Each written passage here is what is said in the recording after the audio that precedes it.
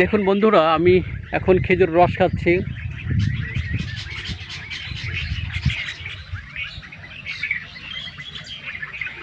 সেই রকম একটা সুস্বাদু খাবার, তবে বেলা হয়ে গেছে তো একটু টক টক লাগছে, কিন্তু খুব মজাদার। আসসালামু আলাইকুম ফ্রেন্ড, কেমন আছেন? নিশ্চয়ই ভালো আছেন। বন্ধুরা, আজকে আমি আপনাদের সাথে একটি নতুন অভিজ্ঞতা শেয়ার করব। আমরা অনেকেই খেজুরের গুড় খেতে খুব পছন্দ করি, আর খেজুরের গুড় এতটাই সুস্বাদু এবং পুষ্টিকর একটি খাবার, যা আমরা অনেকেই খেয়ে বুঝতে পারি। খেজুরের গুড় কীভাবে তৈরি হয় আর খেজুরের রস কিভাবে আসে, ঠিক সমস্ত কিছু আজকে দেখাবো এই ভিডিওতে। বন্ধুরা, আমি শুধু ঢাকা থেকে এসেছি সেই যশোর জেলাতে। যশোর বিভিন্ন জিনিসের জন্য বিখ্যাত হলেও খেজুরের রসের জন্য কিন্তু যশোর জেলা বিখ্যাত।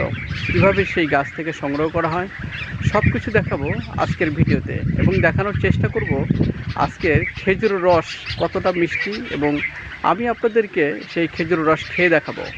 বন্ধুরা, আজকের ভিডিওতে আপনাদের সাথে সেই সব খুঁটিনাটি বিষয় নিয়ে আলোচনা করব, দেখাবো সব কিছু। তো চলুন শুরু করা যাক।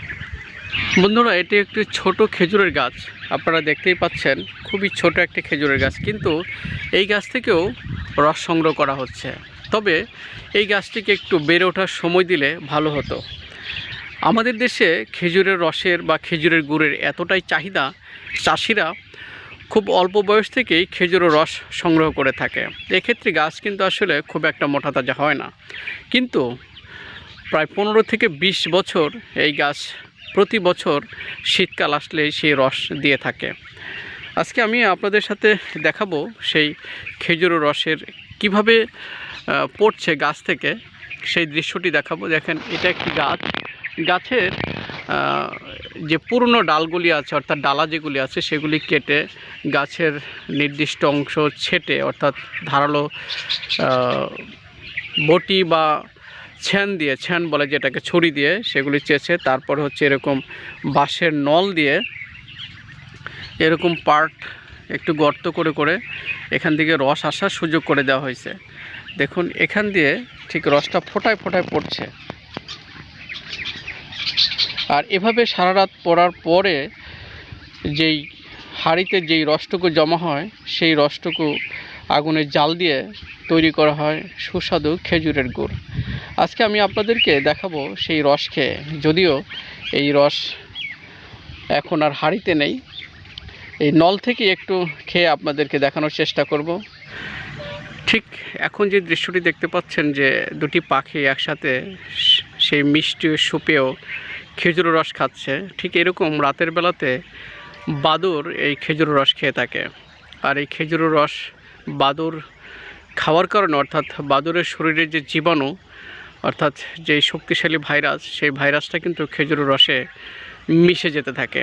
আর ঠিক সেই রসটা খেলেই হতে পারে মানুষের মৃত্যু। আর সেই কারণে এই খেজুরের রস খাওয়াটা তেমন একটা নিরাপদ নয়। তবে যদি এখানে এই খেজুরের রসের এই যেই কাটার সময় যদি জাল দিয়ে আটকে রাখা হতো, তাহলে হয়তো বা সেই জায়গাতে থেকে কিছুটা হলেও নিরাপদ হতো এই খেজুরের রস খাওয়াটা। তো বন্ধুরা, এক্ষেত্রে খেজুরের রস খাওয়ার আগে অবশ্যই সতর্ক থাকবেন যে কী অবস্থায় কোন খেজুরের রসটা আপনি খাচ্ছেন। বন্ধুরা, আমি আপনাদেরকে সেই খেজুরের রস সংগ্রহের টোটাল প্রক্রিয়াটা দেখানোর চেষ্টা করছি। আপনারা এখন দেখতে পাচ্ছেন যে খেজুরের রস সংগ্রহ করার জন্য প্রথমে যেই জিনিসটি করা হয়, সেটা হলো এই গাছগুলিকে ডালপালা ছেটে পরিষ্কার করা হয় এবং কিছুদিন রেখে দেওয়া হয়, 10 থেকে 15 দিন। তারপরেই হচ্ছে এভাবে হাঁড়ি বেঁধে রস সংগ্রহ করা হয়। দেখুন, অলরেডি এরকম মানুষের মতো দুটি ঠোঁট তৈরি করা হয়েছে, যেই ঠোঁট থেকে আস্তে আস্তে রস নিংড়ে পড়ছে হাঁড়িতে।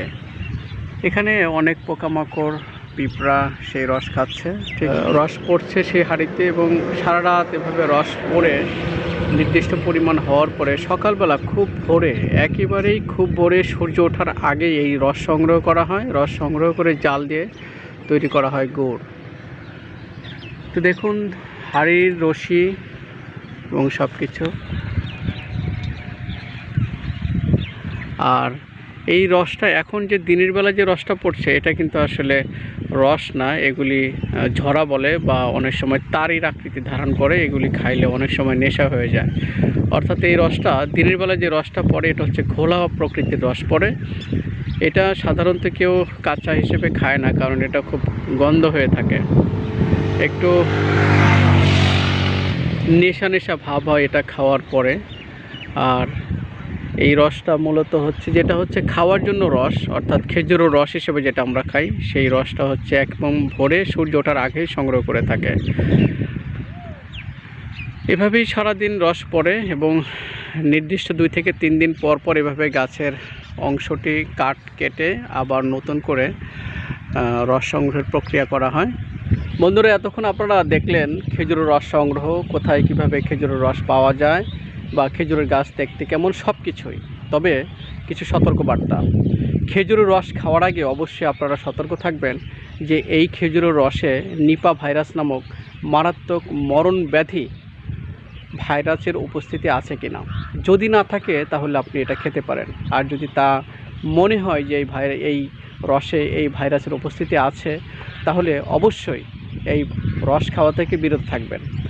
তবে গাছি ভাইদের উদ্দেশ্যে বলবো, আপনারা যারা এই রস সংগ্রহ করেন বা শুধু রস বিক্রি করেন, তাদের উদ্দেশ্যে বলছি, আপনারা এই রস সংগ্রহের সময় অবশ্যই এই গাছে এখানে জাল বিছিয়ে দিবেন। অর্থাৎ এই যে জায়গাটা দেখতে পাচ্ছেন, এই টোটালটাই যে একটি জাল দিয়ে আটকে দিলে তাহলে এই নিপা ভাইরাস আক্রান্ত হওয়ার যে বাদুড়, সেই বাদুড় হয়তো এখানে আর বাদুড় এখানে হয়তো আর আসতে পারবে না, আর সেই রস খেয়ে আর কোনো মানুষ মারা যাবে না। গাছি ভাইয়েরা, আপনারা অবশ্যই এই বিষয়ে সতর্ক থাকবেন, যেহেতু আপনাদের রস খেয়ে অনেক মানুষ ক্ষেত্র বিশেষ অনেক জায়গায় মারাও গিয়েছে বা অন্য রোগের কারণেও হতে পারে, তবে দোষটা আপনাদের ঘাড়েই চলে আসে। তো এই ক্ষেত্রে সতর্ক থাকবেন। অবশ্যই রস সংগ্রহের সময় এই জাল বা কোনো কিছু দিয়ে আটকে দিবেন, যাতে বাদুড় বা অন্য কোনো পাখিতে এই রস রাতে খেতে না পারে। তো বন্ধুরা, যশোর জেলা থেকে আনলিমিটেড ইনফো টিভির পক্ষ থেকে আমি আনোয়ার আজকের মতো বিদায় নিচ্ছি। দেখা হবে পরবর্তীতে। ভালো থাকবেন, সুস্থ থাকবেন। আল্লাহ হাফেজ।